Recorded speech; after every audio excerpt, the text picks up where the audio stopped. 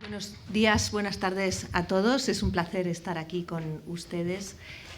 Gracias, en primer lugar, a Casa de América por organizar este nuevo debate sobre los ciclos electorales en América Latina, que hoy nos va a llevar a hablar de Perú.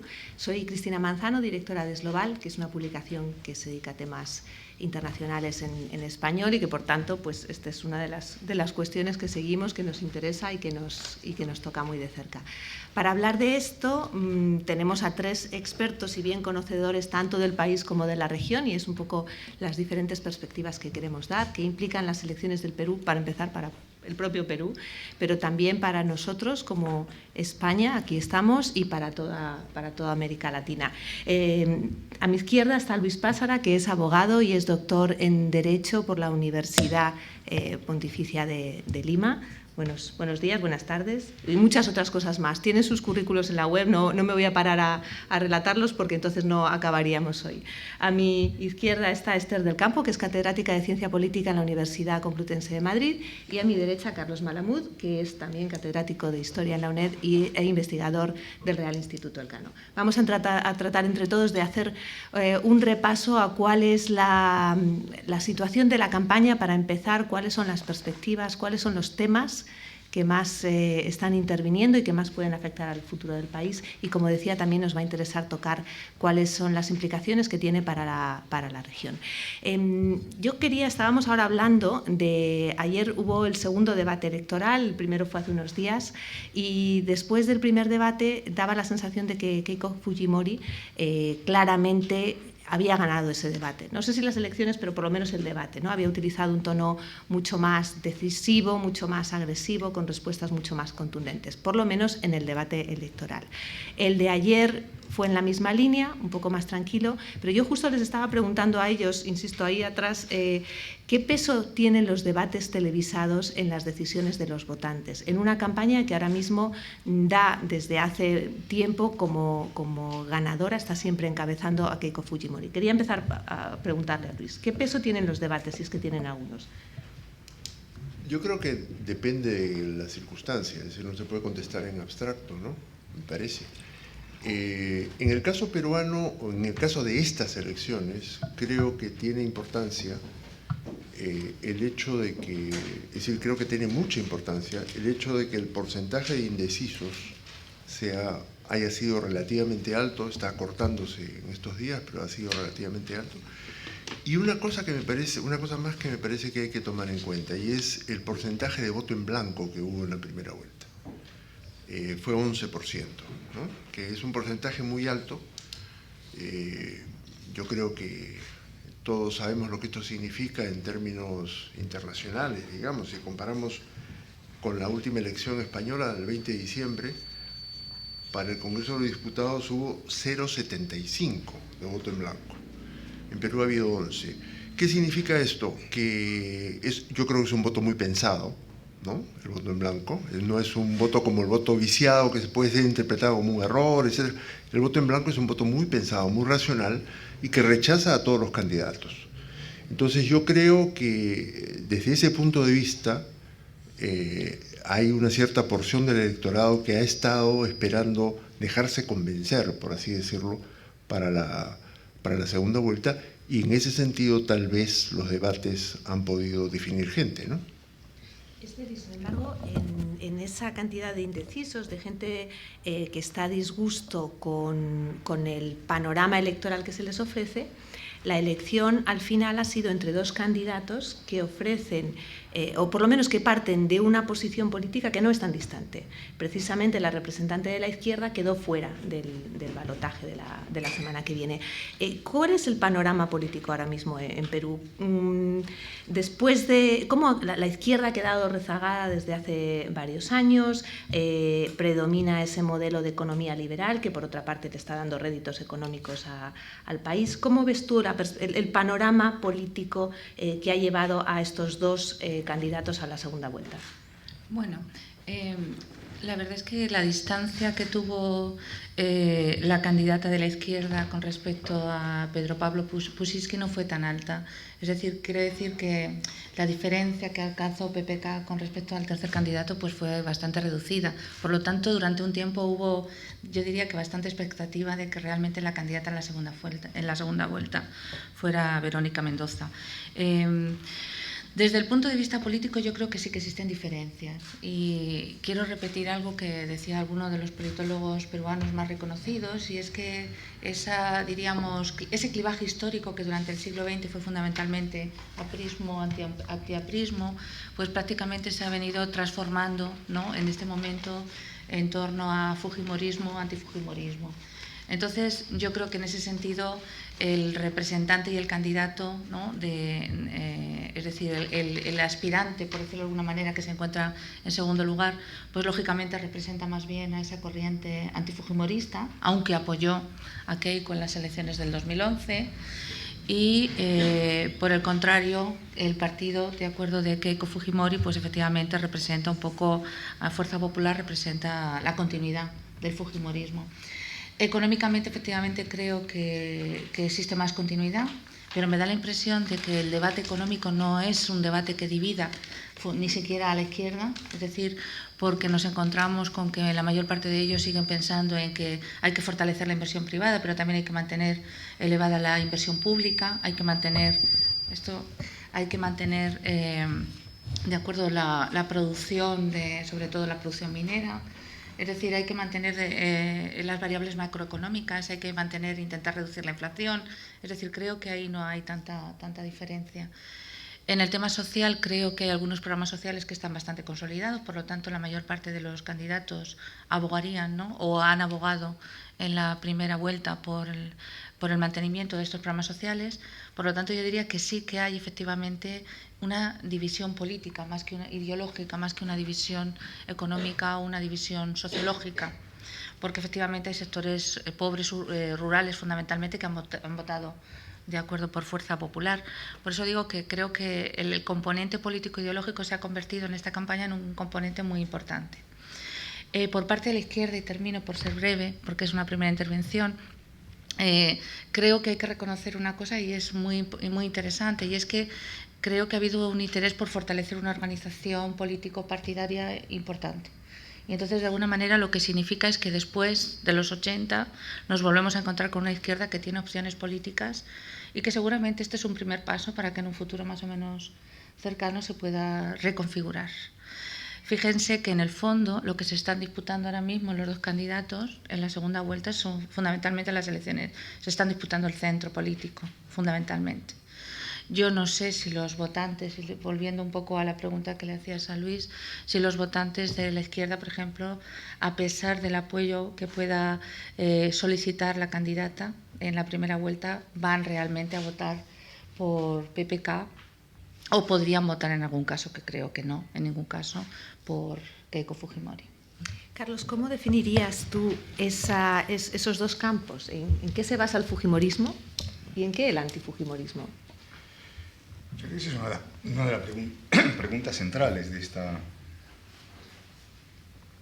esta elección y de la política peruana, y quizás habría que también interrogarse hasta cuándo esta división entre fujimorismo y antifujimorismo seguirá vigente en el Perú, y sobre todo sobre qué bases se sustenta esta división que se impone sobre otras aproximaciones más políticas o ideológicas. Como decía Esther, la izquierda ha estado minus representada todos estos años.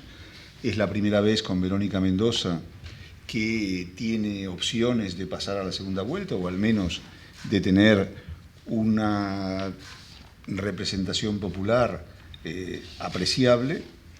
Y esto nos indica que esta dicotomía fujimorismo-antifujimorismo sigue todavía vigente, y a tal punto sigue todavía vigente que la propia Verónica Mendoza tomó partido e hizo un llamamiento expreso a votar por Kuczynski, aunque con la salvedad de que no lo iban a apoyar, pero señalando algo así como que, bueno, en definitiva es el mal menor. Es decir, esta idea del mal menor sigue presente. De alguna manera el fujimorismo se apoya en dos patas. Por un lado, la derrota de Sendero Luminoso en los años de hierro del terrorismo senderista, y por la otra, la recuperación económica impulsada por el propio Fujimori, que entre otras cuestiones puso fin a la hiperinflación que había caracterizado al gobierno de Alan García, y en ese sentido pues no debemos olvidar que la inflación es el impuesto a los pobres, y una situación de hiperinflacionaria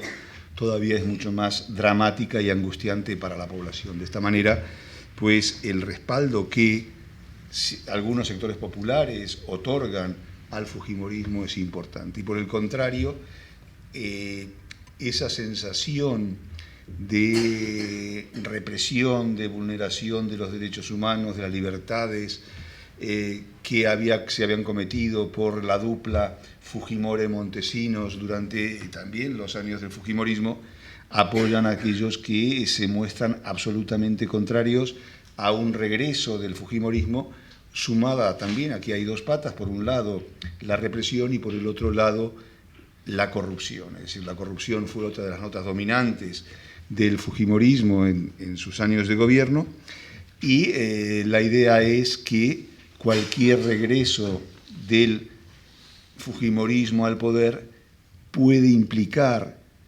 un rebrote de la corrupción. No es que la corrupción no exista hoy en Perú, pero sí a niveles no vistos en los últimos años, sino conocidos en los años de Fujimori. Precisamente. Sí, por supuesto. Ya que es una conversación. Sí. Quería volver rápidamente al tema de la primera vuelta para dar el siguiente dato. Yo he sumado los votos emitidos, no votos válidos. En el Perú hay una diferencia entre votos emitidos y votos válidos, porque la diferencia consiste en que los blancos y nulos no son válidos. Bueno, entonces he sumado votos emitidos, que son los votos reales por los candidatos. Fujimori tuvo 32,69. Si se suman Kuczynski y Mendoza, se tiene 33,6 o 0,6. Es decir, realmente están empatados. Por eso yo digo que la segunda vuelta, suponiendo que la gente del Frente Amplio apoyara toda a Kuczynski, cosa que no está tan clara, suponiendo que fuera así, todavía estarían empatados, y por eso yo creo que la gran disputa es por los indecisos, por los no definidos en el proceso, ¿no? En cuanto al antifujimorismo, yo quisiera decir dos cosas. Primero, que el antifujimorismo no ha pasado por la prueba de la muerte de Fujimori, cosa que es un hecho probablemente cercano, pero que no se le puede poner fecha. Habría que ver qué pasa con el fujimorismo después de la muerte de Fujimori. Pero lo segundo me parece más importante, y es que creo que el fujimorismo es la expresión de algo que es constante en el Perú desde hace décadas. Se tuvo este mismo fenómeno, digamos, en los últimos 100 años, ha aparecido por lo menos con dos grandes personajes: Sánchez Cerro primero, de algún modo su heredero es Benavides cuando matan a Sánchez Cerro, y luego el odriismo. El odriismo fue lo mismo que el fujimorismo, con corrupción y con violaciones de derechos humanos de otra escala, ambas en su época. Entonces creo que el fujimorismo expresa, yo no creo que las dos opciones son de centro, no creo que se estén disputando exactamente el centro, creo que la disputa es otra, no es ideológica, creo que es entre autoritarismo y democracia. Y creo que el fujimorismo representa una forma de entender la vida política que es de los peruanos, no solo de los candidatos, que es una forma autoritaria, es la de la mano dura. Entonces, creo que es la del orden, la del orden importa más que cualquier otra cosa, etc. Eso es lo que representa el fujimorismo, básicamente, y Kuczynski representa una democracia, pues, no exactamente liberal, pero más abierta a lo que entendemos por democracia. Precisamente, Carlos hablaba de la corrupción, acabas de mencionar esa mano dura que está ligada, son prácticamente los tres temas principales de la campaña, ¿no? La inseguridad ligada al narcotráfico, ligada a la corrupción, ese triángulo en el que se mueve la política, desgraciadamente, en muchos lugares. Esther, ¿cómo has visto esa batalla? O a lo mejor tú identificas algún otro tema que esté siendo fundamental, pero ¿cómo ves estos tres temas en las propuestas que hace cada uno de los candidatos? Porque, si me permitís, una cosa que llama la atención desde aquí, desde España, es esa vinculación de Keiko con su padre, evidentemente, ese no arrepentimiento nunca por parte de Fujimori, y por otra parte, el hecho de que ella haya marcado una distancia, pero no tanta, o sea, no haya querido romper en absoluto con los postulados de su padre. Digo, llama la atención en un país como España, en donde también vivimos casos de corrupción y nos preguntamos cómo es posible que los electores sigan votando pese a condenas que hay a esas opciones, ¿no? Entonces, es algo de cómo está derivando la democracia en general, qué hay de general y qué hay de particular en el caso de Perú. Bueno, con respecto a los temas de la campaña, efectivamente creo que hay varios temas. A eso le sumaría yo el tema de la preocupación por un cierto estancamiento económico que se puede producir o no producir en los próximos años. Entonces, estos temas, por una parte, mantener el crecimiento económico en el caso de Perú, por otra parte, el tema de la seguridad pública y de la delincuencia, y por otra parte, el tema de la corrupción. Yo creo que están en la agenda de todos los candidatos. Lógicamente, las propuestas que hacen los candidatos, efectivamente, el caso de Keiko Fujimori es una propuesta de más mano dura, ¿de acuerdo? Pero también podemos encontrar propuestas de mano dura en el caso del otro candidato. Sí. Yo creo que más que propuestas aquí se juegan las imágenes. Y la imagen de Keiko es la de su padre. Es de mano dura, ¿no? Sí. De todas maneras, vuelvo a decir que quizás las percepciones también cambian en función de dónde tomamos el dato. Porque yo me he ido al Latirobarómetro para ver un poco, es una encuesta de opinión pública que plantea, no solamente en el caso peruano, sino en el caso de otros países latinoamericanos, cuáles son los principales problemas del país. Y entonces el 35% de los peruanos plantean fundamentalmente el tema de la delincuencia y de la seguridad pública, por encima del de la corrupción, que tiene un miserable 8%, lo digo, y está empatado en un cuarto y quinto lugar con otros problemas. Y por delante de ellos está la preocupación, con un 14%, del tema de la desocupación, es decir, el tema de mantener el empleo. Y sin embargo, si me voy a la encuesta de Ipsos, porque he estado mirando un poco cómo lo plantean las encuestadoras, por el contrario, parece que en esta coyuntura, es decir, del 2013 para acá, ha habido un incremento considerable de la preocupación en torno a la corrupción. Ipsos nos dice que el 47% de los peruanos están preocupados por el avance sostenido que han tenido los casos de corrupción. ¿Qué quiero decir con esto? Pues que efectivamente creo que son temas que en algunos casos han estado permanentemente en la agenda política, y en otros casos, en este último periodo, en esta coyuntura, diríamos casi preelectoral, pues han ido entrando porque se han producido escándalos que efectivamente han salpicado incluso a las dirigencias de los partidos políticos que estaban compitiendo. En este sentido, le ha salpicado también a Fuerza Popular de una manera muy directa. ¿Qué van a hacer los candidatos? Yo diría, y yo también creo que más allá de los programas, nosotros, y se puede ver, porque además ustedes lo pueden ver en las páginas de los partidos, incluso en las páginas que recogen los programas, cómo van punteando un poco las diferentes soluciones que van dando a los problemas, ¿no?, que tiene el país. Esa idea de las imágenes es muy importante. Y antes hablábamos de los debates, y clarísimamente creo que Keiko quiere fundamentalmente desligarse. No va a rechazar directamente el pasado de su padre, pero sí que es verdad que quiere un poco desligarse, ¿no?, de ese pasado y pensar en el futuro.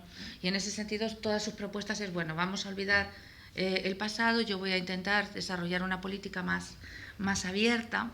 Cuando antes decía el centro, lógicamente no está en el centro, es autoritaria, pero lo que quería decir es que hay un electorado centrado.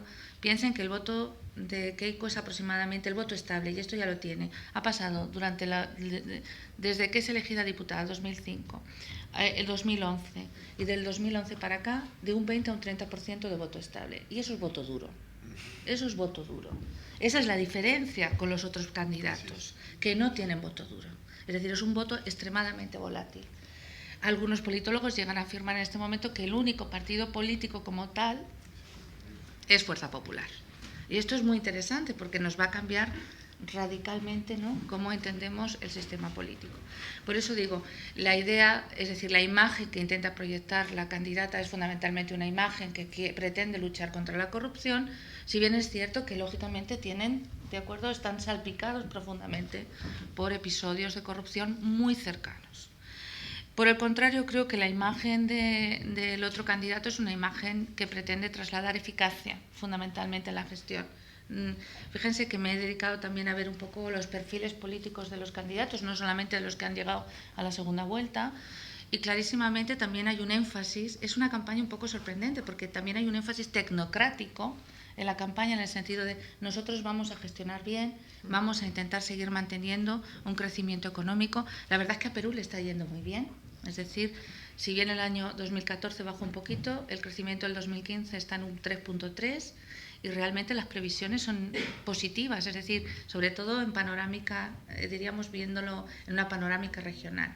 Por eso digo, creo que la imagen que transmite el otro candidato es una imagen de eficacia, pero con algunas sombras muy importantes que quizás impidan que sea capaz de captar de acuerdo a los votos que necesita, ya sea de la izquierda o ya sea incluso de los propios apristas, que también tienen ahí un 5, o de Acción Popular, que tienen un 6 y pico de votos y que de alguna manera, esos sí son electores que votan.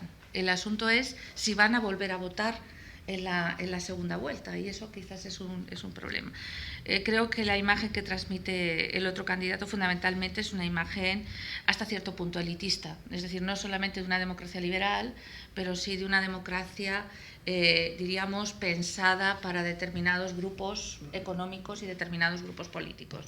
Y le cuesta muchísimo llegar al electorado de a pie. Es decir, en ese sentido, creo que los intentos que hace el candidato, por ejemplo, para intentar que la discusión o el debate se plantee fundamentalmente en torno al pasado fujimorista, ¿no?, y al pasado autoritario de Keiko, pues no son tan exitosos, ¿no? Porque, además, como he dicho al principio, quizás no lo he recalcado suficientemente, el propio candidato apoyó a Keiko en las elecciones del 2011. Es muy interesante que en el debate, y lo habrás visto, Cristina, dice: ¿cómo has cambiado, pelona? Que tú me apoyaste y ahora de repente, ¿no?, te tengo en contra y te tengo que dar explicaciones. Entonces, quiero decir con esto que el otro candidato tampoco realmente logra transmitir, ¿no?, ser una alternativa distinta a la del fujimorismo, a pesar de que efectivamente hay ese eje autoritarismo-democracia. Precisamente la excusa que da Kuczynski para haber apoyado a Keiko en su momento fue el miedo a esa izquierda que podía representar Ollanta Humala, ¿no?, en un momento, un miedo que se diluyó en el momento en que él aplicó una política pragmática y que le ha llevado a precisamente mantener esa senda de crecimiento. Carlos, quería que comentaras un poco más sobre la economía, porque es verdad que Perú es uno de los casos de éxito de la región de los últimos años, que las perspectivas siguen siendo buenas, pero yo me pregunto si este éxito de la economía, como en otros lugares, se ha basado en la buena marcha de las materias primas, o si realmente se han introducido las reformas que puedan permitir pensar que eso va a ser una tendencia sostenible, que es el desafío en muchos lugares. El crecimiento económico peruano se ha basado sobre dos pilares, básicamente. Por un lado, los minerales, la extracción de minerales, y por el otro lado, la construcción. Esos han sido los dos grandes pilares de la economía peruana, junto con la agricultura de exportación, que fue la tercera pata. Es verdad, Perú ha crecido mucho y sigue siendo el alumno aventajado, sobre todo de la zona del Pacífico. En el primer trimestre de este año ha crecido el 4%, lo cual, frente a algunas teorías de estancamiento económico, sobre todo difundidas por el fujimorismo, de que la situación económica no es tan boyante, hay que introducir algunos cambios y vamos a ser nosotros quienes, con una política anticíclica, aunque no digan específicamente en qué consiste esto, vamos a solucionar el problema y vamos a volver a tasas de crecimiento en torno al 4 o 5%, que es lo que merecemos, ¿no? Y de hecho, hablando de temas de campaña, es decir, tú preguntabas por los temas de campaña, hay dos cuestiones que han permanecido ahí, que han estado bastante presentes, que es el tema de las diferencias sociales y regionales, porque una de las características de la política exterior, de la política económica peruana, a diferencia de otras políticas económicas de otros países latinoamericanos, es que en el resto de América Latina, mientras esas políticas económicas, también basadas en el superciclo de las commodities, tenían una contrapartida de políticas sociales activas y dirigidas a buena parte de la población, en Perú esto no ha ocurrido. Es decir, en Perú el peso de las políticas sociales ha sido sensiblemente inferior a lo que ocurría en otras áreas. Por lo tanto, el tema es, bueno, cómo se va a permitir que con los ingresos existentes se dé un desarrollo social más equilibrado, por una parte, y por otra parte, cómo se va a permitir que con esos mismos ingresos se permita un desarrollo regional más equilibrado. Porque hasta ahora las políticas de conceder parte de los ingresos mineros a los departamentos no tuvo el éxito esperado, y eso ha provocado una cierta sensación de frustración, sobre todo en las regiones del sur del país y en las regiones andinas, ¿no?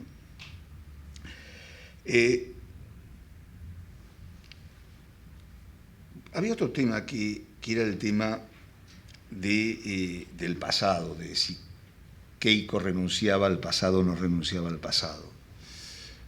Es decir, Keiko está en una postura ambivalente, es decir, como en todas otras cuestiones, y en lo referente al pasado también. Es decir, Keiko no puede renunciar al pasado, porque si renuncia al pasado, primero renuncia a su padre, con lo cual se acaba su sustento político, y no puede renunciar al pasado porque si renuncia al pasado también eso implicaría la ruptura con los fujimoristas más duros. Esther hablaba de un voto duro del fujimorismo que está ahí y en parte tiene que ver con esos sectores más duros del fujimorismo. Es verdad que al mismo tiempo intenta ganar a otros sectores que antes no la habían apoyado, y de hecho uno de los grandes méritos de Keiko en estos últimos 5 años ha sido el reforzamiento del partido. Es decir, si hoy el fujimorismo tiene una estructura más parecida a un partido político que las otras instancias que giran en torno a líderes individuales, y el fujimorismo también lo sigue siendo, pues es porque ella se ha dedicado a patear prácticamente todo el Perú en estos últimos 5 años y crear instancias locales y regionales que convaliden y sostengan su partido político. Y de hecho, esto se vio reflejado en las elecciones parlamentarias, es decir, la mayoría parlamentaria cómoda que tiene el fujimorismo en el Congreso del Perú, y que si Keiko sale elegida va a permitir una gobernabilidad mucho más cómoda y eficiente, pues se ha logrado también en parte a eso, ¿no?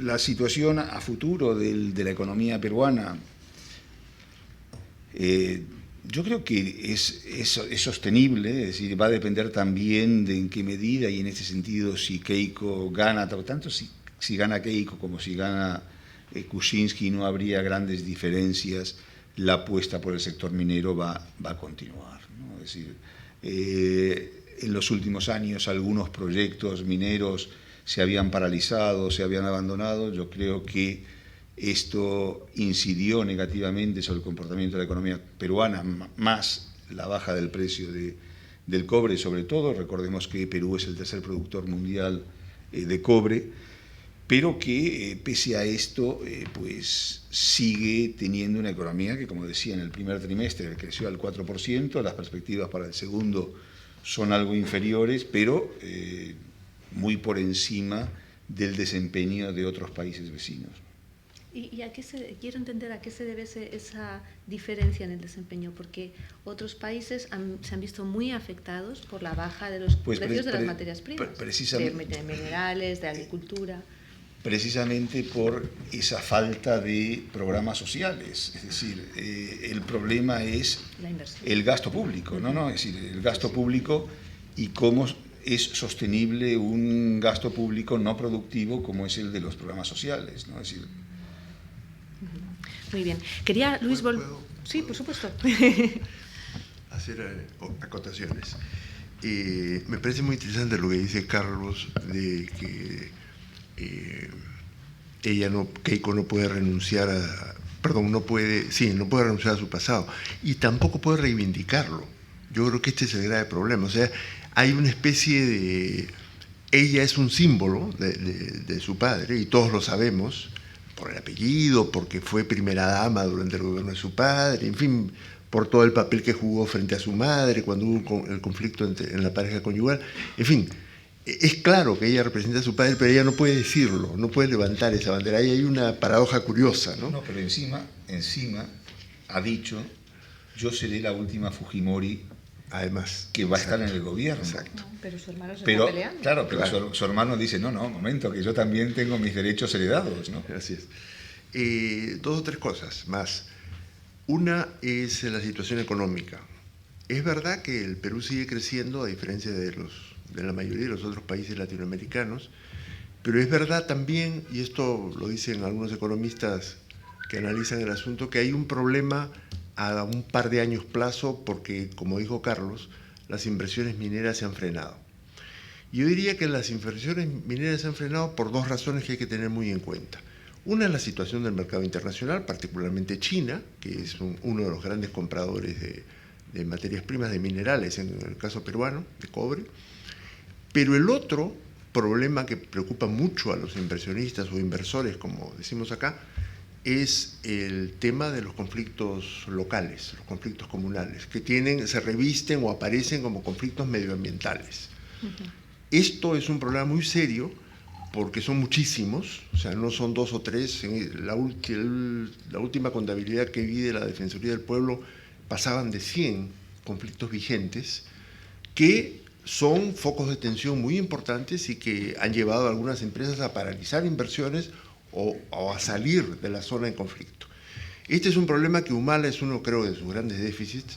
Humala no supo manejar, no supo encarar, y creo que ahí está, ese problema está vivo, está esperando a quien sea elegido para ver cómo lo afronta, ¿no? No es tan fácil afrontarlo con mano dura, ya se ha intentado, y incluso Alan García lo intentó y fracasó. En fin, es un problema complicado, ¿no? Que es el segundo factor que pone un interrogante sobre el futuro de la economía. Ahora, también quería anotar, a propósito de los 73 parlamentarios elegidos de Fuerza Popular que configuran la mayoría, que también, además de que Keiko efectivamente pateó todo el país, también hay un problema de diseño del marco legal, ¿no? Esos 73 diputados fueron elegidos con el 24% de los votos emitidos.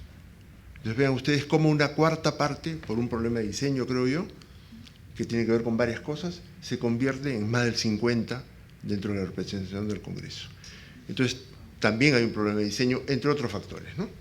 Y finalmente, al lado efectivamente los programas sociales, particularmente de Humala, han sido un poco más agresivos que los anteriores, pero no han sido demasiado significativos, no son comparables a lo que se ha hecho en Brasil, por ejemplo, en ese sentido.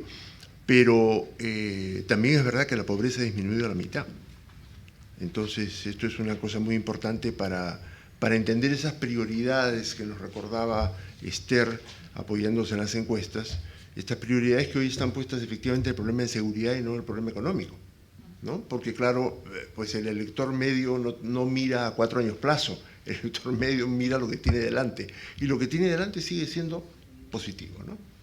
Precisamente quería preguntaros por el tema de la inseguridad, ¿no? Y cuáles son los planes para atacarla y para mejorar la seguridad de los ciudadanos, que como decíamos al principio, hay una parte importante que está vinculada al narcotráfico, pero quería vincularlo también con los medios, con el papel del ejército, con el papel de los grupos que apoyan, de los grupos, no sé cómo llamarlos, extraoficiales, ¿no? que tienen un nombre que ahora no me viene a la cabeza, que apoyan a Keiko y que están desempeñando un papel en muchos países de América Latina, pero son alegales, están al margen de las estructuras, pero por otra parte tienen ahí un peso importante. ¿Podéis haceros un repaso a cómo abordar, cuáles son las herramientas para abordar ese problema de la inseguridad? ¿Quién empieza yo? Sí, da igual. Bueno, es un problema complicado. Yo creo que las propuestas que se han hecho, uno puede distinguir más que las propuestas, pero también los equipos. Creo que el equipo de Kuczynski es mucho más sólido en el tema de inseguridad que el equipo de Keiko. Y lo de Keiko, en realidad, pues uno no sabe de qué lado va a estar su gobierno en el tema de inseguridad, porque esto nos conecta con un tema muy grande que hasta ahora casi no ha sido mencionado, que es el tema del narcotráfico, pero evidentemente sobre esto ya hay muchas evidencias, ¿no? la gente de Fujimori está vinculada a redes de narcotráfico y de crimen organizado. Entonces, ¿hasta qué punto se percibe esto? No sé, pero no sé si más que la debilidad del programa, porque el programa es muy genérico, habla de cosas imprecisas, restablecimiento de la pena de muerte, cosa que es imposible desde el punto de vista jurídico, en fin. Digo, el programa de Kuczynski es mucho más técnico, mucho más preciso, pero no sé si se va a poder responder a la magnitud del problema, ¿no? Yo creo que en el Perú, hago una pequeña digresión, creo que en el Perú, desde los últimos 30 o 40 años, el tema de narcotráfico ha introducido progresivamente una red de relaciones que en este momento es enorme en el país, que controla instituciones, no solo policía, que obviamente está, para los efectos prácticos, está controlada por gente del narcotráfico, sino jueces, incluso el sistema de elección de jueces lo han controlado en los últimos años también a través del Consejo Nacional de la Magistratura, la administración pública en general. Es decir, esto que empezó como narcotráfico, primero, ha ido penetrando la estructura del Estado y segundo, se ha extendido a otros delitos. Entonces ya no es solo narcotráfico. Cuando los narcotraficantes tercerizan el tema militar, el tema de equipos armados, es decir, contratan con grupos que no trabajan establemente para ellos, sino que están tercerizados como servicio externo, cuando hacen esto, no solo en Perú, pero cuando hacen esto en el Perú, abren la posibilidad de que en el tiempo libre, en el tiempo que no están trabajando para los narcos, se dediquen a otro tipo de delitos. El fenómeno de extorsión, por ejemplo, en el Perú es inmenso. Y no estamos hablando de extorsión a los grandes empresarios que también la reciben, sino incluso al pequeño negocito de la esquina donde se venden diarios. También están extorsionados. Entonces, estamos hablando de una red criminal enorme, enorme, que ha penetrado no solo en el Estado, sino en la sociedad. ¿Cómo se extirpa esto? Yo no sé si hay respuestas para esto. Por lo menos a mí no se me ocurre, y en los programas yo no he visto respuestas para esto. Yo voy a ser breve en este punto porque comparto plenamente lo que dice Luis. Efectivamente, los programas, salvo algunas generalidades y algunas propuestas que además, como dice él, no se pueden llevar a efecto, creo que no hay una propuesta clara.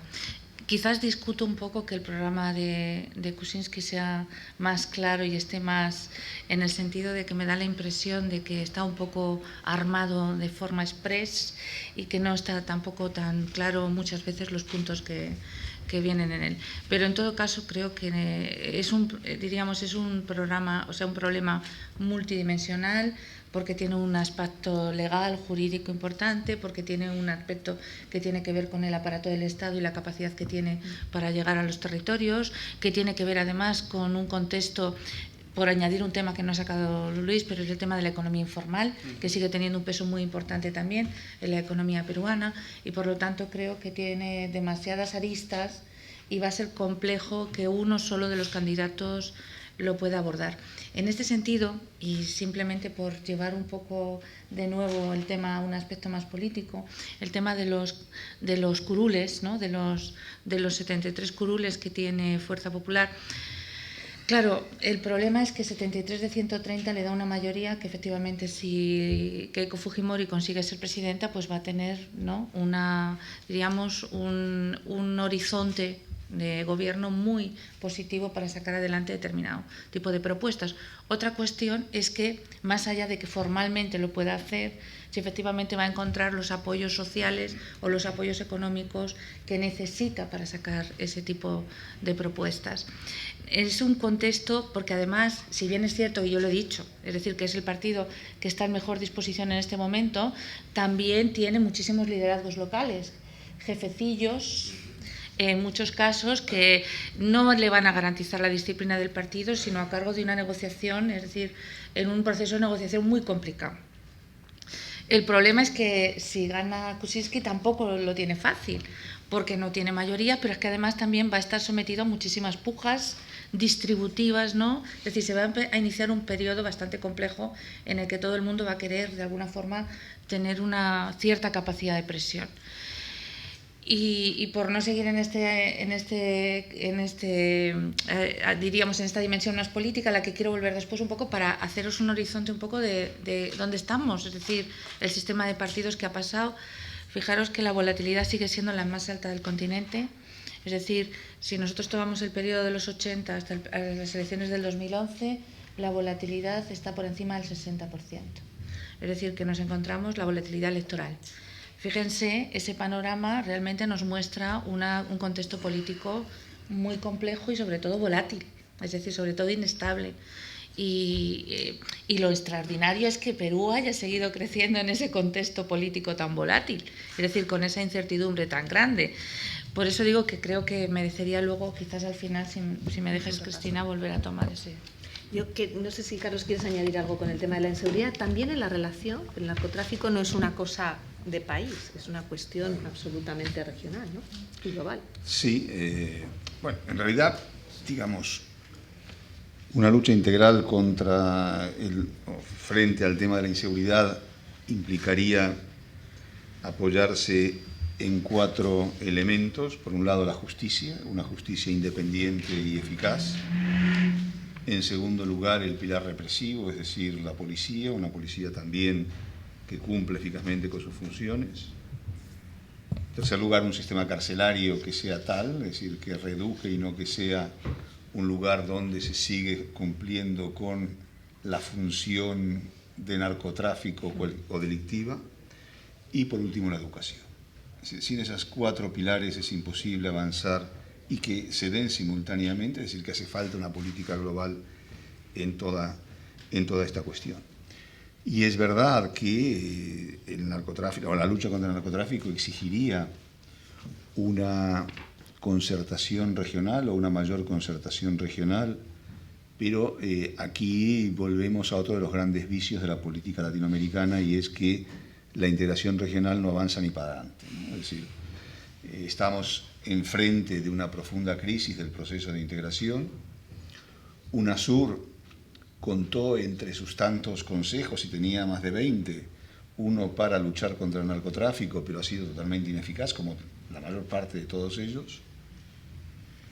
Y aquí es evidente que hay otro vicio que golpea la imposibilidad de que las políticas antinarcóticos de muchos países latinoamericanos avancen, que es la premisa con la que se enfrenta el narcotráfico. Y la premisa con la que en América Latina se enfrenta el narcotráfico es que eso es una cuestión de los países ricos, porque aquí hay una diferencia entre productores y consumidores. Nosotros somos productores, somos los pobres explotados por los países ricos, que con su demanda nos están fastidiando, olvidándose que hoy el fenómeno del narcotráfico es mucho más complejo y que quienes antes eran solo productores hoy también son consumidores y son países de lavado, etcétera, etcétera, etcétera. Ahora, volviendo a Keiko, y en el caso de que Keiko finalmente triunfe, yo creo que reintroduciría en la política regional, en la política latinoamericana, un fenómeno del que no teníamos noticia de la década de los 90, y es el retorno del populismo de derechas. Es decir, el populismo ha sufrido distintos vaivenes a lo largo de toda su historia. En los últimos años, desde comienzos del siglo XXI, hemos visto un populismo de matriz bolivariana, suavizante izquierda o progresista, aunque en muchos casos de esto no tenía absolutamente nada. Pero ahora lo que nos enfrentamos es que, en el caso de un triunfo de Keiko, volvería otra vez la plaga, pero bajo distinta denominación. Es decir, existe en América Latina, pero también en el resto del mundo. Veamos a Donald Trump, veamos a Farage en Gran Bretaña con el Brexit, y veamos a la señora Le Pen, etcétera, etcétera, que hay todo un populismo de derecha que tiene una expresión muy fuerte. Y en el caso de América Latina yo creo que el primer indicio de ese retorno estaría marcado en el Perú si gana Keiko Fujimori. Quiero volver ahora sobre ese tema, pero antes me vais a permitir una pregunta un poco frívola, y es que me ha surgido hablando de la familia Fujimori y de las famosas dinastías en la política latinoamericana, porque no es un solo fenómeno. Y quería preguntarte, Esther, ¿qué pasó con Nadine Heredia? Durante algún tiempo se presentaba como la posibilidad de recuperar o de continuar un posible legado de Humala, y sin embargo se disolvió en el aire. ¿Qué había de eso? Bueno, yo creo que no. Que no había nada. Que no había mucho. Nunca llegó a haber rascar. nada.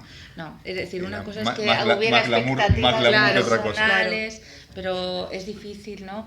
Porque además de darle continuidad a las dinastías, tienes que tener un apoyo social y electoral importante. Y del partido, para empezar. Y del partido, pero fijemos que el hermano de Keiko ha sido el diputado más votado. Es decir, que no podemos olvidar, efectivamente, es decir, no es, diríamos, la continuidad de una dinastía sin ningún tipo de apoyo social o de base electoral. Hay una base electoral que está apoyando ese tipo de solución, que es populista, efectivamente, pero yo creo que el populismo, de alguna manera, las bases populistas han sido las bases sociales para lo bueno y para lo malo, es decir, tanto de los regímenes, diríamos, democráticos más autoritarios como de los regímenes democráticos liberales, en sentido estricto, yo no diría, o de izquierdas, ¿no? Podríamos decir. Por eso digo que en el fondo no hay tanto. La continuidad de las dinastías solo es posible si además tienen otros recursos políticos, recursos del partido y yo diría apoyo, ¿no? que a veces consiguen en las urnas, ¿no? De hecho, también hemos tenido algunos otros intentos, ¿no? de candidatos para presentarte y no han tenido tampoco ningún tipo de apoyo al final. Muy bien, es que insisto, hubo una temporada en que aparecía como un personaje mediático, eso, más tirado al glamour, ¿no? que a otra cosa. Quería retomar lo que estabas diciendo, Carlos, porque es verdad que aparece de nuevo ese populismo de derechas, pero es indudable que en el conjunto de América Latina está habiendo un nuevo pivote hacia la derecha. Hemos pasado de una serie de países que han estado gobernando con gobiernos más cercanos a la izquierda o declaradamente de izquierdas, incluso el propio Perú, y ahora nos estamos volviendo. ¿Qué hay de eso? ¿Eso es un péndulo? Yo no sería tan concluyente, ¿no? Es decir, es verdad que el ciclo económico ha cambiado, las commodities han bajado considerablemente y por lo tanto los ingresos fiscales de los países también, y al bajar los ingresos fiscales la posibilidad de implementar políticas sociales sobre las cuales se habían basado buena parte del éxito de muchos de estos gobiernos han entrado en crisis o en problemas, ¿no? Ahora, de ahí concluir que también estamos frente a un cambio de ciclo político me parece que es apresurado. Es verdad que 3 procesos electorales recientes han marcado o pueden marcar un cambio de tendencia, pero de estos 3 solo uno implicó un cambio de gobierno, que es el de Argentina. Otro, la oposición en Venezuela, recuperó el control de la Asamblea Nacional, del Parlamento, pero tiene un enfrentamiento brutal con el gobierno. Y en el caso de Bolivia, pues lo que perdió el gobierno fue un referéndum para permitir una nueva reelección, referéndum que ahora Evo Morales está intentando convocar otra vez. Es decir, el convencimiento de que habían llegado al poder para quedarse o que habían llegado al poder para estar 500 años más, pues evidentemente impone una serie de servidumbres. Pero así como el descenso en las commodities golpeó a todos los países, las políticas económicas no son las mismas y por lo tanto la capacidad de resistencia de unos gobiernos frente a otros es mayor. Y puede ocurrir cualquier cosa, es decir, en el futuro electoral y político de la región, es decir, no está escrito en ningún lado que esto sea una especie de efecto dominó, donde así como en la primera década del siglo XXI, teóricamente, porque a mí la caracterización no me gusta nada, vimos un giro a la izquierda, ahora veamos un giro a la derecha, es decir, la situación va a ser mucho más compleja, entre otras cuestiones, porque en todos estos años lo que ha habido es una emergencia de sectores medios muy fuertes en toda la región, Perú incluido, sectores medios que tienen nuevas demandas económicas, pero sobre todo demandas políticas, y habrá que ver cómo se expresa eso en la lucha electoral, también en función de cuál sea la oferta existente en cada país. Antes de pasar al debate con el público, quería haceros la pregunta sobre la política exterior. ¿Qué perspectivas hay de cambios o no cambios, o de mantenimiento de la línea actual en la política exterior en función de los dos candidatos? No sé cuál de vosotros quiere contestar. Perdón, incluyendo también, si es posible, las relaciones con España. ¿Con España? Sí, yo voy a empezar por las relaciones con Estados Unidos, en realidad. Porque creo que esta acusación o este señalamiento que ha hecho la campaña de Kuczynski de la posibilidad de que con la elección de Fujimori se produzca en el Perú o se genere en el Perú un narcoestado, yo creo que es un asunto que debe preocupar mucho en Washington. Llámesele narcoestado, llámesele como se le llame, pero la vinculación flagrante, como yo decía hace un rato, y el caso más claro o de mayor importancia ha sido el del secretario general de Fuerza Popular, Ramírez. La vinculación de estas gentes y los tejidos que aparecen, ¿no es cierto?, detrás del aparato de Fujimori, estrechamente vinculados al narcotráfico, yo creo que son una preocupación y tienen que ser una preocupación internacional importante, en particular para Estados Unidos. Ahora, Carlos nos decía hace un rato que los países latinoamericanos han cometido el error de decir que el problema del narcotráfico es un problema de los países consumidores, o los que eran consumidores, porque en efecto ahora todos son consumidores, ¿no? Y yo creo que esa acusación, aunque enfocada de otra manera, es cierta, porque básicamente por Estados Unidos, ¿no? Estados Unidos insiste en la política de ilegalización de las drogas, y mientras eso esté vigente, yo creo que no hay manera de combatir el narcotráfico. Podemos diseñar 4 pilares como los que ha propuesto Carlos o 18 pilares y eso no funcionará. Es decir, la política de ilegalizar las drogas ha dado resultados cada vez más negativos. Entonces, creo que ahí está el origen del problema. Limpiar el problema de drogas tiene que empezar por ahí, afrontando lo que viene, que sería complicado, no es una solución sencilla, hay costos a esa solución, pero creo que ese es un problema y ahí yo no sé si alguno de los candidatos, me temo que no, tenga propuestas claras, ¿no? Como las que ya han surgido. Por lo demás, en América Latina hay no solo expresidentes, sino presidentes que han planteado el tema en tono alto, sin mayores efectos. En Estados Unidos no parece haber audiencia para este asunto, y en términos de la actual campaña electoral, que cuenta con un importante ingrediente conservador en Estados Unidos, pues parece bastante difícil que haya audiencia para este tipo de planteamientos. Pero es irreal decir que se puede combatir el narcotráfico sin afrontar este tema, y ahí Estados Unidos juega un rol, como sabemos, decisivo.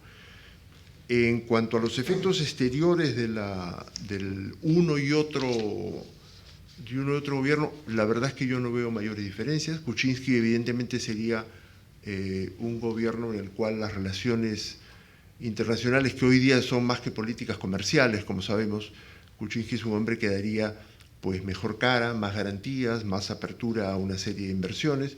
Es un hombre ligado a las inversiones internacionales en toda su carrera profesional, y esta es una de las razones de la mala imagen popular de Kuczynski, ¿no? Aparte de la edad, ¿no? Los 77 años, esta vinculación es evidentemente muy clara, pero un gobierno de él, claro, tendría mejor audiencia frente a todo lo que es inversión internacional y manejo de las relaciones comerciales.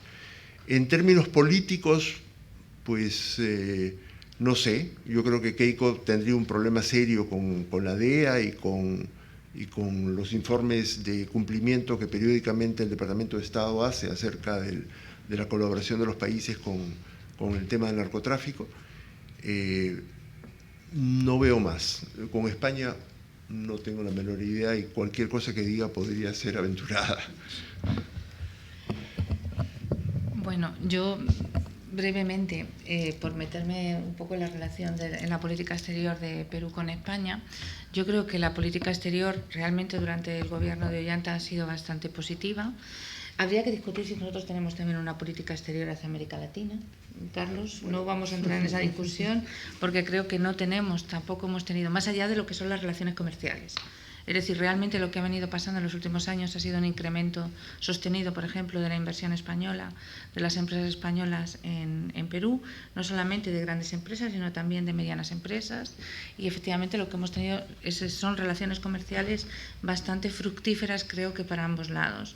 Las relaciones políticas son, yo diría que casi inexistentes. Yo recuerdo que el presidente peruano estuvo por acá hace poquito tiempo y prácticamente ningún medio de comunicación español recogió la noticia ni la importancia o trascendencia que podía tener para el fortalecimiento de las relaciones políticas. ¿Qué quiero decir con esto? Que era una visita privada, sí, pero fue una visita de Estado. No, era una visita porque, bueno, no vamos a entrar en discusión. Hubo dos.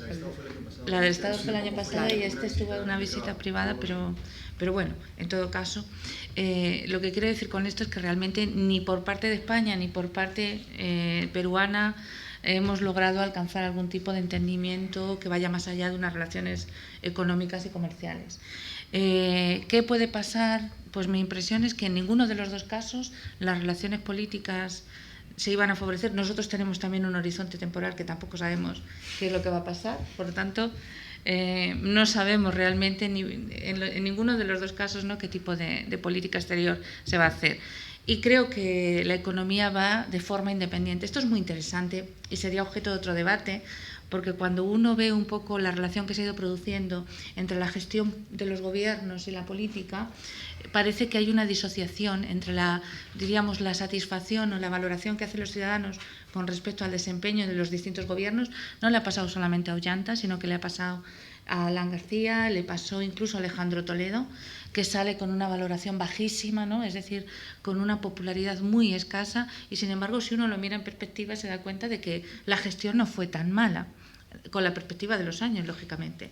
Es decir, la gestión económica, digo, sí, la gestión política, que ahí es donde realmente creo que está haciendo aguas la democracia peruana en muchos de los casos. Entonces, en este sentido, creo que las relaciones con España seguirían igual. Me da la impresión no iba a haber ningún tipo de cambio sustantivo. Lógicamente, creo que los vínculos que tiene Pedro Pablo Kuczynski son mucho, diríamos, en el ámbito internacional, pues efectivamente son mejores las credenciales que las que puede tener la candidata Fujimori. Carlos, ¿y en el resto de la región, las relaciones con los vecinos? Bueno, las relaciones con los vecinos van a seguir más o menos iguales. Yo no creo que, para comenzar, ninguno de los dos candidatos cambie la relación de Perú, ni la membresía de Perú, ni con la Alianza del Pacífico, ni va a plantear la salida del TPP, el Acuerdo Transpacífico. Eso sería un absurdo y que sería pegarse un tiro en el pie de alguna manera. En relación con el resto de los esquemas, UNASUR, la CELAC, etcétera, etcétera, también, es decir, las líneas maestras de la política exterior van a seguir. Lleva razón Esther cuando decía que España no tiene una política hacia América Latina, la tenía hace años atrás como la tenía Estados Unidos. Hoy ni España, ni Estados Unidos, ni nadie tiene una política para América Latina, pero no porque no quiera tenerla, sino porque no se puede tener una política para un continente sumamente fragmentado. Es decir, es un absurdo pensar que hoy España podría tener una política de conjunto hacia América Latina. Es un sinsentido. Lo que hay es una suma de políticas bilaterales y eso sí tiene razón de ser. Y en ese sentido yo no estoy de acuerdo en que la relación con Perú sea solamente una relación económica, es mucho más que eso. La agenda de la relación bilateral es una agenda donde no hay grandes complicaciones, como se puso de relieve en la visita de Estado del presidente Humala el año pasado. Pero no solamente eso, es decir, si no hay grandes conflictos bilaterales es porque evidentemente las cosas están haciendo razonablemente bien, si no las cosas hubieran estallado por algún lado. Y esto no se ha producido. Y respecto al tema del narcotráfico, hay una cuestión que me parece importante. Es verdad que Estados Unidos tiene un protagonismo muy activo en la política antinarcóticos y la condiciona de una manera muy clara. Ahora bien, los gobiernos y los países latinoamericanos, de forma sistemática, apoyándose en esta situación, han mirado para otro lado. y han mirado para otro lado de forma sistemática y han dejado que la serpiente creciera. Y hoy nos enfrentamos con el problema con el que nos enfrentamos porque durante todo este tiempo, durante varias décadas, no se ha hecho nada para atajar el problema. Es decir, precisamente por cargar las tintas contra el papel hegemónico de Estados Unidos y que era Estados Unidos, quién, bla, bla, bla, bla, bla, bla, no se hizo absolutamente nadie. Respecto a la legalización, hay dos cuestiones importantes. La primera, ¿qué se hace hasta que la legalización llegue? ¿Nos quedamos con las manos cruzadas o tomamos una política activa? Y en segundo lugar, ¿qué implica la legalización? ¿Vamos a legalizar todas las drogas? ¿Vamos a legalizar algunas, otras no? ¿Cómo atajamos los problemas de salud pública, etcétera, etcétera? Yo creo que el problema es bastante más complejo que legalización sí, legalización no. Muy bien, vamos a tomar alguna pregunta del público. Les voy a pedir que se identifiquen y que sean muy breves, por favor, para tener tiempo para todo. Mi nombre es Isabel Córdoba, vivo en España hace 30 años, aquí estudié mis doctorados, soy peruana y yo felicito de todo corazón a los prestigiosos ponentes, a cada uno de ustedes, a Lucho Pázara lo conozco, no sé si se recordará, de UNECA hace años, y siempre lo hemos admirado, ha sido un excelente dirigente y ahora un gran profesional. Agradecerles por estas aclaraciones que hagan, solamente decir lo siguiente. El problema en el Perú en este momento es el narcoestado, que va a venir claro. ¿Qué es lo que es Keiko Fujimori? Keiko Fujimori solamente es la herencia política de su padre. No, perdonen que no pregunte, solamente voy a agregar una cosa pequeña, ¿no? Keiko Fujimori… Muy brevemente, por favor. Sí, brevemente. Keiko Fujimori, aparte de haberse llevado $1 millón para sus estudios en Estados Unidos, ¿no?, ha sido primera dama en la sangrante década de Alberto Fujimori, la década de los 90, cuando a su madre la torturó, cuando se pone las polleras campesinas, que es una aberración para nuestras compatriotas campesinas, después de haber sido, sobre todo, permitido que su padre, y era primera dama cuando esterilizan a 300.000 mujeres campesinas sin su consentimiento. No se ha hablado del narcoavión presidencial. 4 veces llevaron a Rusia, en una 200 están en todos los periódicos, Discúlpeme, etc. el debate sobre las elecciones y sobre el futuro… Y sobre ¿no las hacer un repaso elecciones del y el pasado? futuro les voy a decir de todo corazón, vendría, si Keiko Fujimori es elegida, habiendo sido rechazada públicamente en todas las ciudades del Perú, se ven los mítines, en las manifestaciones, y porque tiene los 6.000 millones de su padre, que está gastando y regalando dinero a la gente en regalos, etcétera, ¿no?, que podría ganar, vendría el tsunami más terrible de la historia del Perú, porque es retorcida, incluso sabe más que su padre ahora en política y la prensa de concertación, que no se ha dicho que la apoyan, ¿no? Ojalá que Keiko Fujimori no salga, porque se volvería a la década de los 90. Muchas gracias. Tenemos aquí otra pregunta.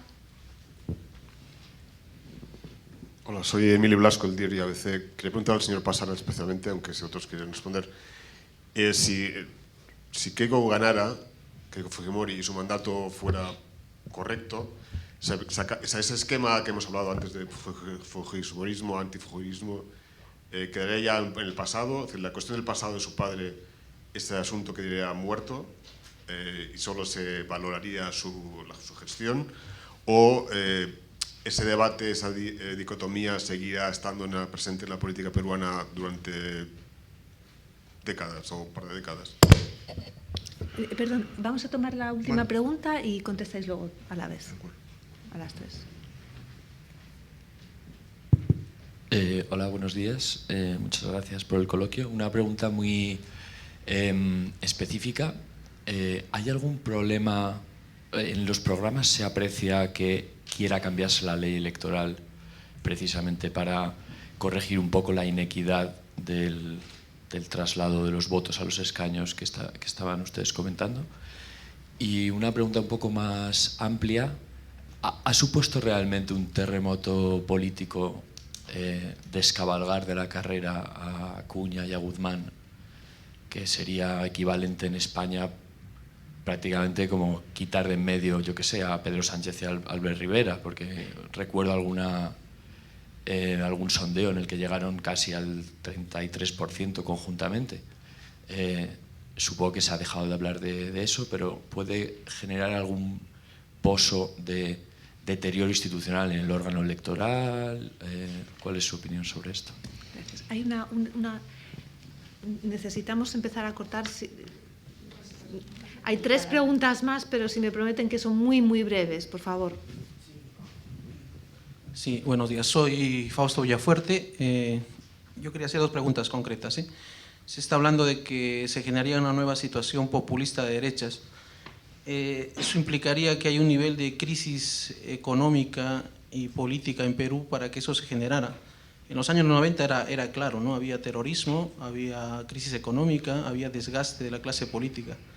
En todo caso, ¿cómo se habría generado esa nueva situación? ¿Por responsabilidades de quiénes? Han estado 3 gobiernos en democracia y habrían hecho lo mismo que el fujimorismo, pero sin Fujimori.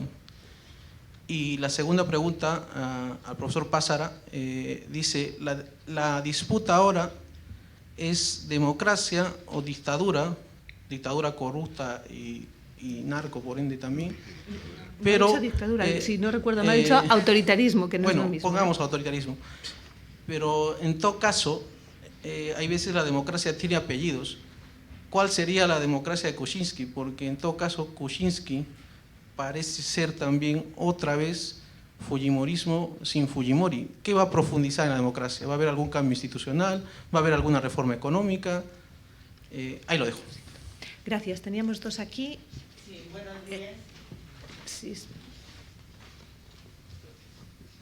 Buenos días. Voy a particularizar, voy a felicitar de manera muy especial a Luis Pázara, que tantos años, que siempre asistía, gran dirigente de izquierda y ahora profesor de la Católica, ¿no?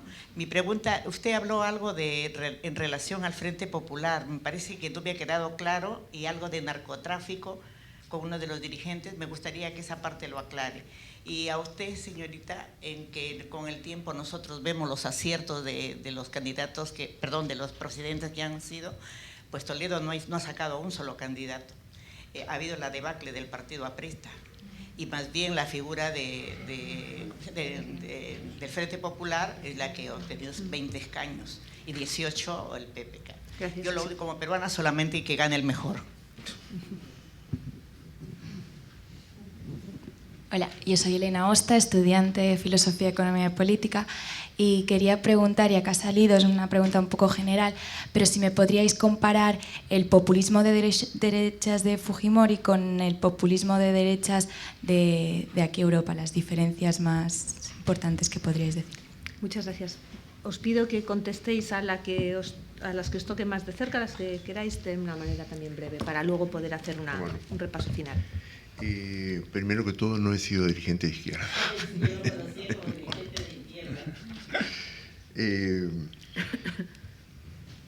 El tema del fujimorismo y el antifujimorismo yo creo que va a durar mientras dure el fenómeno político de Fujimori. Por eso me preguntaba o decía y observaba que todavía el fujimorismo no ha pasado por la muerte del líder, que es un componente fundamental de este tipo de movimientos, ¿no? El peronismo pasó por la muerte de Perón y siguió dividido en 2, en 3, ya no se sabe en cuántos grupos, pero siguió de alguna manera, ¿no? Yo no estoy tan seguro de que eso ocurra. Depende de muchos factores, depende de que si Keiko gana, por ejemplo, si Keiko perdiera y Alberto Fujimori muriera en los próximos 5 años, cosa que sin deseársela es bastante posible, digamos, probablemente el fenómeno fujimorismo bajaría y en consecuencia el antifujimorismo bajaría. Ahora, en cuanto a la subsistencia del antifujimorismo, yo creo que sí va a ser muy importante. Es decir, tomando algo que aludió de paso Esther, yo creo que efectivamente un gobierno autoritario que pretenda ser autoritario, como seguramente lo pretenderá ser el de Keiko Fujimori, se encontrará con un nivel de resistencia social que no encontró su padre. Justamente porque no existen las razones de fondo que se han señalado, es decir, no hay una crisis como la del terrorismo y no hay una crisis económica que pueda justificar golpes autoritarios, o golpes no, en fin, líneas de trabajo autoritarios, ¿no? En cuanto al fenómeno de Acuña y Guzmán, a mí me ha sorprendido cómo el tema desapareció. Hubo una semana de gritos, amenazas, incluso amenazas de marchas que no se produjeron, amenazas de ir al Sistema Interamericano de Derechos Humanos que tampoco se fue, y ahora Acuña y Guzmán, los dos están con Kuczynski, ¿no es cierto? Acuña muy activamente ha hecho un pacto o algo así, un acuerdo para darle todo su aparato, que lo tiene, todo el aparato, ponerlo a disposición de la campaña. Y Guzmán ha dicho, ayer se ha publicado, que apoya a Kuczynski Entonces, yo creo que no tiene mayores consecuencias eso. Yo pensé que las iba a tener, pero creo que no tiene mayores consecuencias. Creo que los dos se ven como candidatos para el 2021. Es la primera vez, creo, que en el Perú se tiene tantos candidatos 5 años antes. Antes de que se elija al de ya la siguiente elección tenemos a ellos dos, tenemos a Verónica Mendoza, quizá Alfredo Barnechea, en fin, ya hay un elenco disponible, pero no creo que eso haya corroído, digamos, la vida política, ¿no? Lo que sí aparece muy corroído es el sistema electoral. Yo creo que el Jurado Nacional de Elecciones, la OMPE, las normas absurdas que se dieron, etcétera, eso sí ha estado en cuestión. Y si bien hoy día no se discute el tema, porque claro, el tema es otro, yo creo que se va a tener que discutir y va a ser un tema importante, ¿no? E incluso el sistema de elección, el sistema de colegio electoral o de circunscripción electoral, que es el que ha ocasionado que con una cuarta parte de los votos se tenga más de la mitad del Congreso, ¿no? Entonces, eso sí me parece que es un asunto que queda pendiente y creo que no, en las elecciones que yo recuerde no ha habido un proceso tan mal manejado como este, ¿no? Bueno, ¿cómo apellidamos a la democracia de Kuczynski? Yo diría que usé el término liberal, pero no es suficientemente claro, ¿no?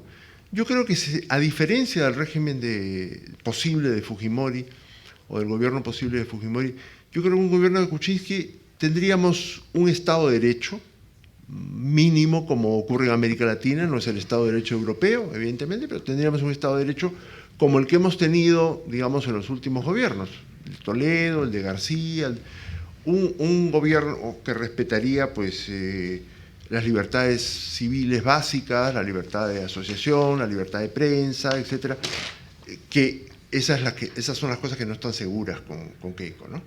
Esas son las cosas que no están seguras porque toda la gente que armó ese aparato de control precisamente sobre este tipo de libertades está ahí, está al lado de ella.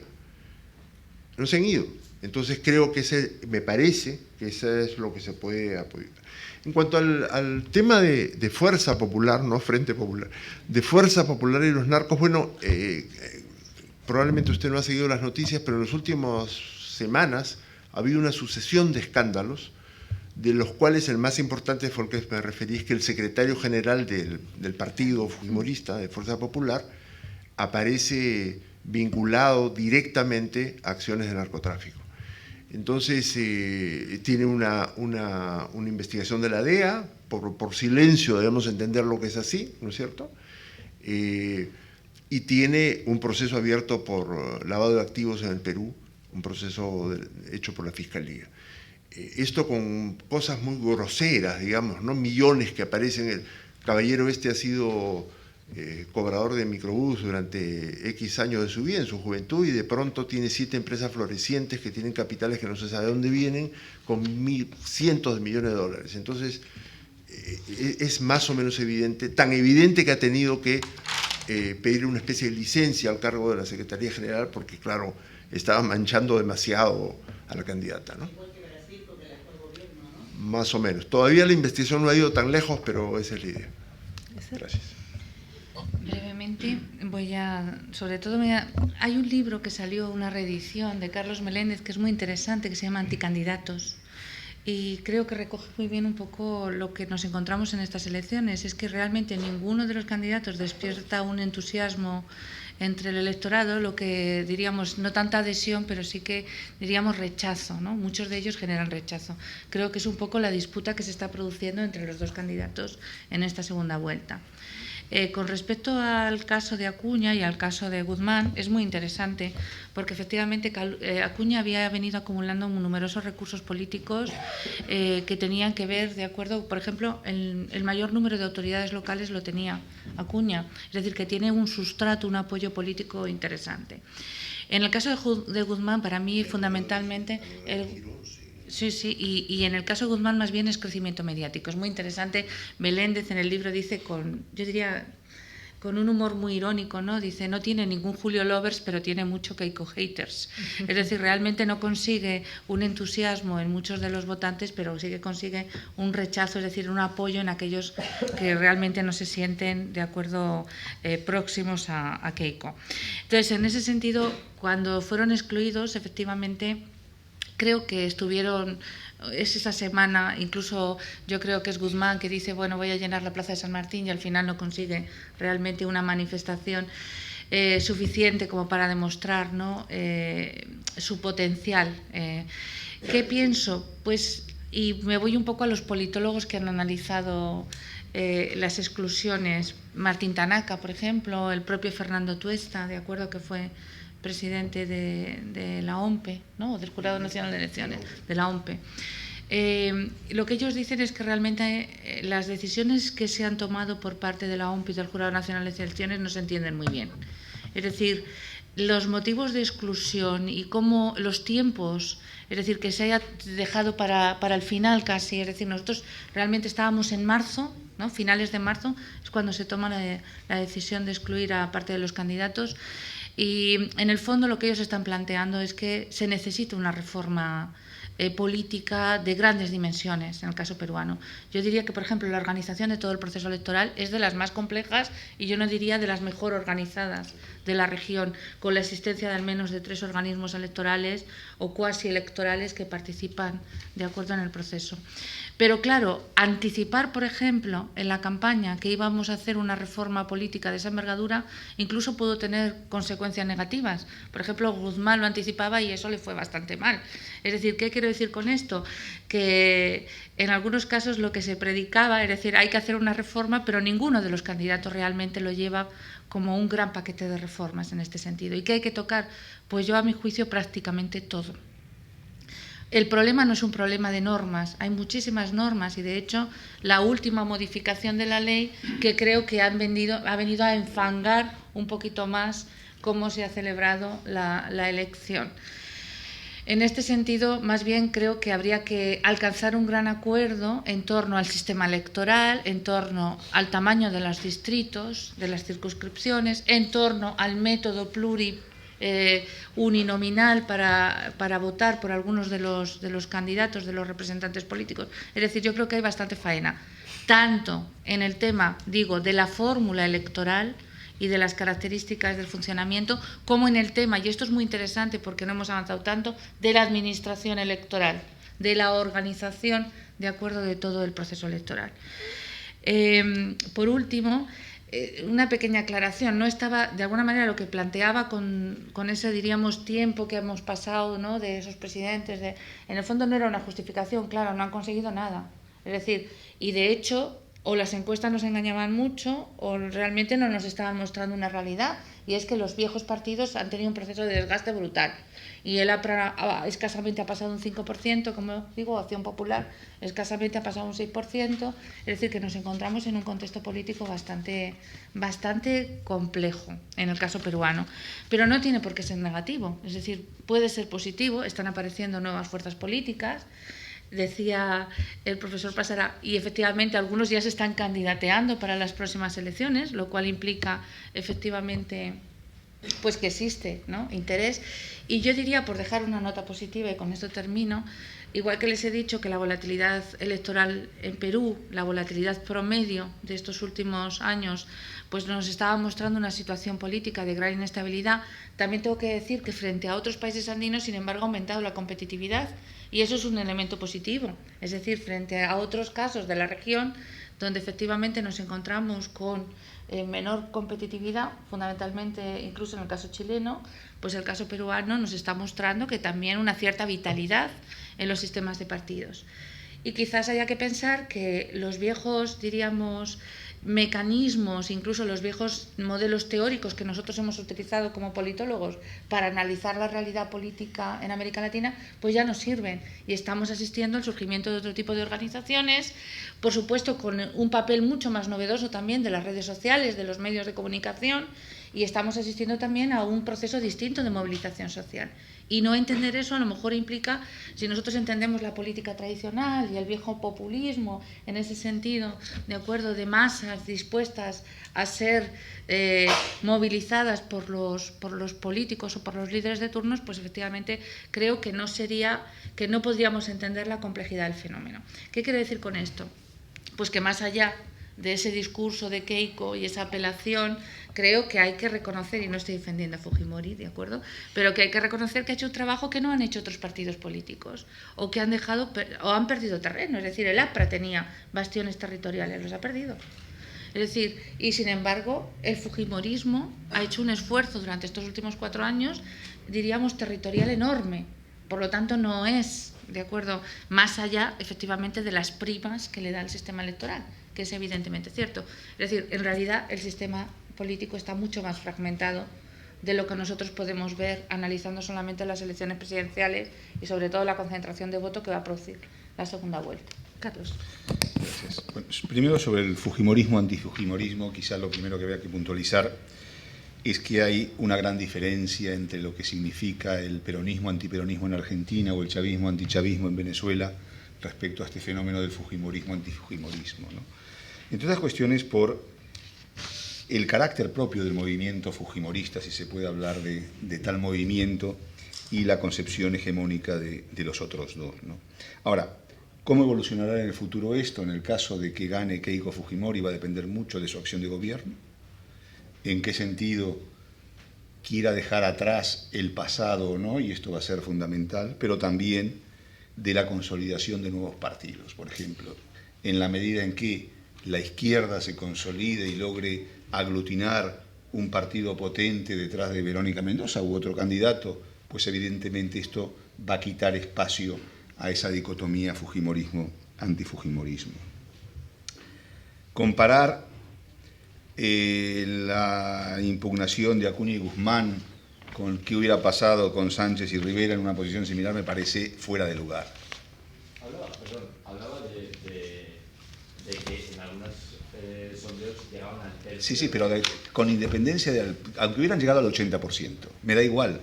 El problema es que ambos dos señores se representaban básicamente a sí mismos en tanto estructura política. No había una estructura partidaria detrás. Y eso es una diferencia más allá del apoyo popular que tuvieran en los sondeos.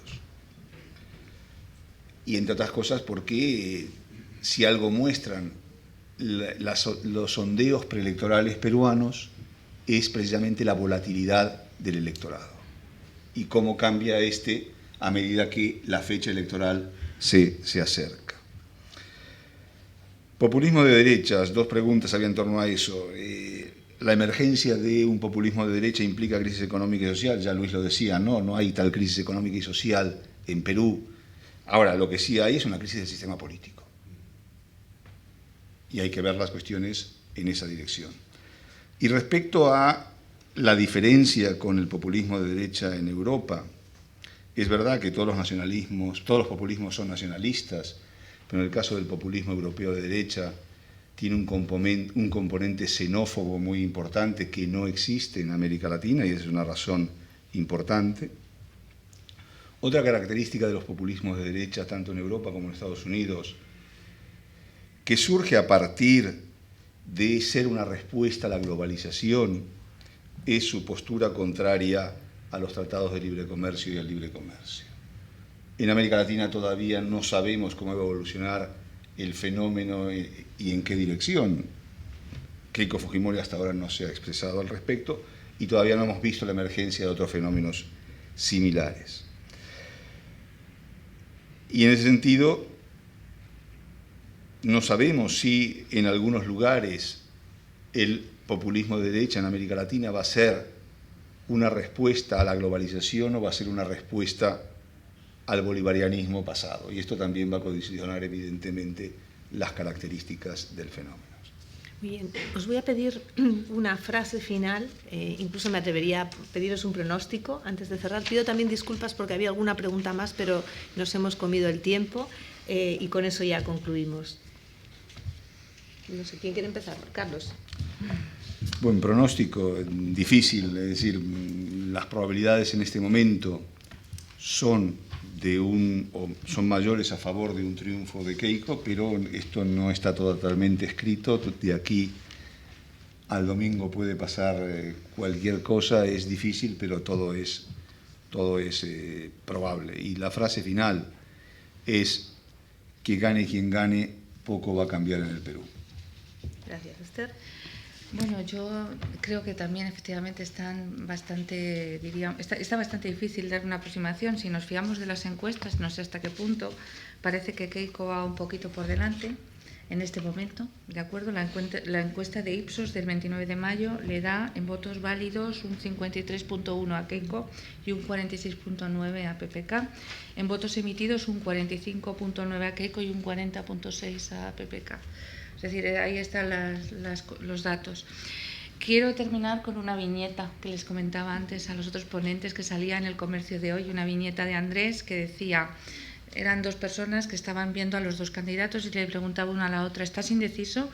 Bueno, podrías votar por el que tenga más pintas de irse a su casa el 28 de julio del 2021.